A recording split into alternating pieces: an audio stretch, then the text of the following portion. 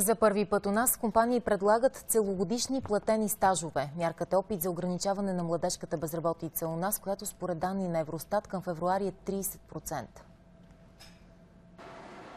В тази компания свободни позиции има във всеки отдел. Най-много са в производството, а за тези, които не искат да си цапат ръцете, места има както в администрацията, така и в мениджмънта. Искаме да привличаме най-добрите още от учебната скамейка да работят при нас.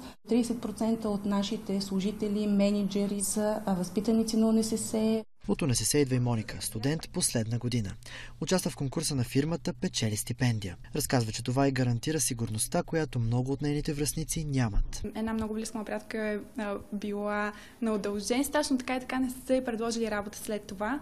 Други мои колеги дори не са били викани на интервюта. Пети е една от късметлиите. Започва стаж преди година. Следва и предложение за постоянна работа. Споделя, че въпреки образованието си в началото не се е чувствала подготвена. Няма контакт с фирмите, с бизнес средата, да се запознаем, да разберем за какво става на въпрос.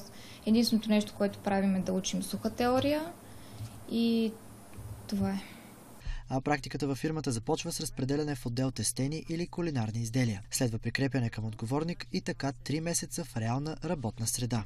Всичко, което може да си представите от маркетингови изследвания, маркетингови анализи, подпомагане в изработването на рекламни материали, всичко това се показва. Колегите директно почнаха да ме вкарват наистина в нещата.